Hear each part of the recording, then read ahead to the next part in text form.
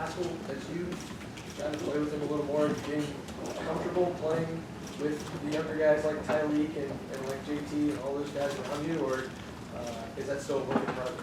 I think it's just getting comfortable. For them, it's just building up their confidence. Very versatile and who I can play with. It doesn't matter, it's just the guy's confidence, and that's about it. When you, the last couple of years, it seems like the pass rush is starting from the outside of what you're seeing in place a little better this year. What's changed that makes this version of the pass rush go inside out and work from you and go out from there?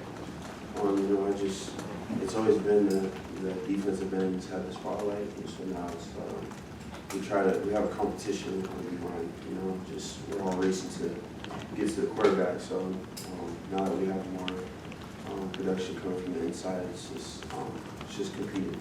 Every day is just competing. Fourth row right, Rob Aller, Columbus Dispatch. Haskell, have you become a better leader since you've been here? In what ways? And is it true that did you give a little Thursday speech to the team? Do I have that right? No, I didn't give a speech to the team on Thursday, but in terms of leadership, it's just patience. Really just hearing everybody's guidance from the coaches, understanding how to be a leader, just have patience and understand it's a process. I went through my own process to here at Ohio State, and so now it's me helping with becoming a better teacher and have patience with the young guys because we are a young team. How do you do that with young guys? How challenging is that when you've got these 18-year-olds that come in and what, you're 23? Just bridging that gap. It's really just sharing knowledge. A lot of guys in my position like to keep what they've learned over the years, but instead of that, I want to share my knowledge and help them rise to the occasion and equip the room. Over here to the far right, Tony Gurdon, Buckeye School. You said you got a competition between defensive tackles and defensive ends. Do you know how many sacks defensive tackles have this year compared to defensive ends? I want to say there's two from the ends, and most of the line came from the inside guys. I'm sorry. I think it's 10-2 right now. But it used to always be like that. But I mean, it's like I said, competing. We push each other and raising the bar each and every day, each and every week. The last 2 years, I think the defensive tackles have produced 10.5 sacks all year long. You guys have probably topped that number in this next game. So you've been here forever. You've seen the defensive ends. What's like to finally have the defensive tackles on the floor? It's just gratifying to see what we can do, and like I always said, like repeating myself, it's competing. The ends really drive us, and now it's just going back and forth. How much talking do you guys do in practice about that? Oh, we talk about it a lot. I remember last week, it was our last padded practice. I told Zach, I was like, I bet you I can get to the quarterback in front of you. And it's just those little competitions is what drives great defensive players and football players in general. Did you get the quarterback before you did? Yeah, I did. Second row middle, Bill Rabinowitz, Columbus Dispatch. How close is this defense to coming together and playing the way that you guys expect? It's really close, I feel that nobody really understands how young this team is. Teams before I've been experienced and played. It's a really developing team, and we're turning into that great team. It took a couple weeks, but each and every day we're getting better and better. What's the next step? What do you think has to happen? Just execution. We need to lock in on our assignments and just execute at a high level. Haskell, we're going to go far left, Brendan Gulick, Buckeyes Now on Sports Illustrated. Haskell was asking Coach Day earlier about how much he's enjoyed watching you grow and just considering what you've gone through the last couple of years. You seem to be playing with a lot of joy, some levity. Can you try to give us an idea of how much fun this season is for you right now and how you're enjoying your role? I'm enjoying it because I'm not only a player, I'm a teacher. I get the chance to finally be able to teach and share others my knowledge on the defensive line. Like I said, we have a very young group, and I find it joyful to teach the young guys, what I was taught coming up, you know, being behind the Draymond Jones, the Bosa's, the Chase Youngs, you know, the BB Landers, all those guys that were before me. Now I get to share that knowledge that I got from them and pass it down. And do you feel like maybe you had the ability to fulfill that prior to this year, and now it's just you're the elder statesman in the room, and so they listen to your voice? Or is it truly you feel this year, you know, you've got a good idea of all of that knowledge you've accumulated, and now you have a chance to teach those guys? Kind of with the second part of what you said, it's just really not only telling them, but showing them, you know. Nowadays, guys like to see results, and I feel that with what I tell them, and then telling them in the classroom, and then showing them out in practice, then I can bridge the gap between, you know, knowledge and actual results. One more quick one. Why is Ohio State so special to you? It's a brotherhood. You know, it's just we all fight for each other, and you know, just with what everything's transpired this year, it really allows guys to see that, you know, we really only have each other. And when we're out on that field, you know, we're in front of 110,000 people, but ultimately, it's only 11 guys on that field, and that's who you go to war with.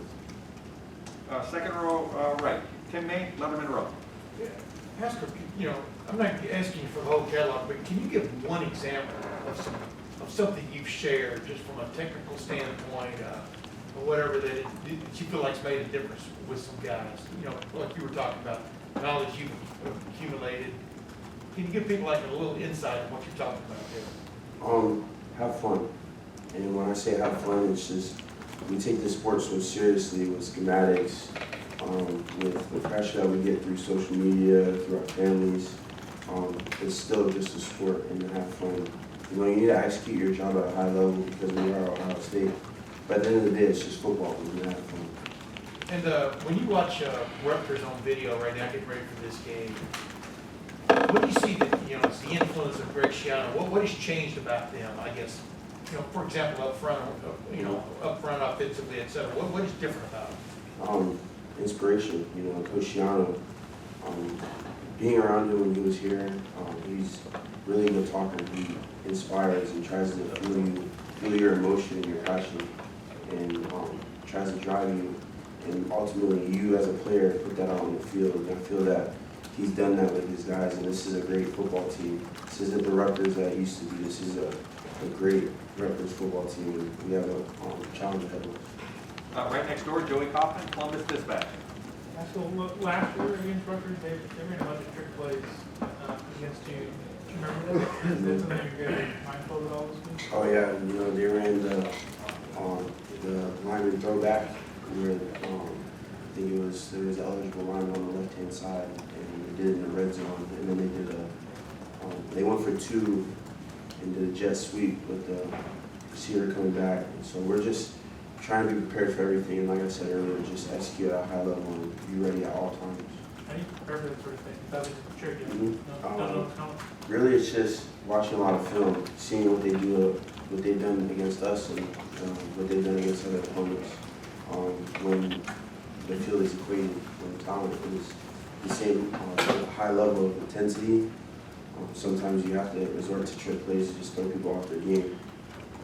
And we'll close it up unless there's anything more. Second row right, Austin Ward, Letterman Row. Haskell, when you're talking about this combination of having fun and trying to be a leader, a lot of it seems to spill out from you after big plays, and you've been, you know, demonstrative, celebrating, you know, really seeming to enjoy it.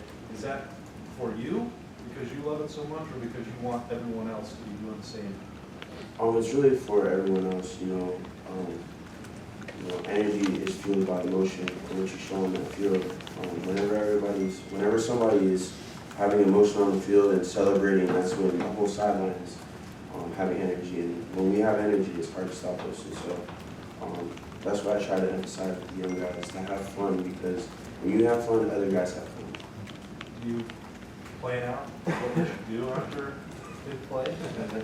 No, I just really just you know, it's just to allow others to feed off my energy.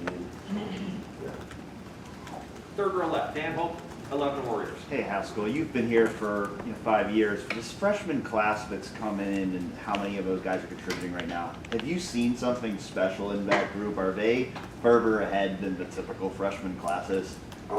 Yeah, I feel that, they want to learn. They're eager to, get the knowledge out of the old guys.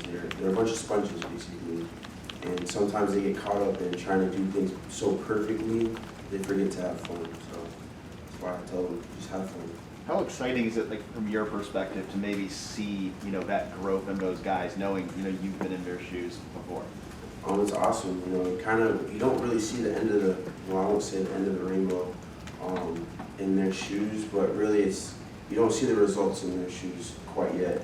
Sometimes we talk about people's journeys. Some happen more earlier than others. Some happen in their second year, some happen in their fourth year, some happen in their fifth year. But really, it's just about having fun and being able to share with them my knowledge and help them grow is all the more better for me.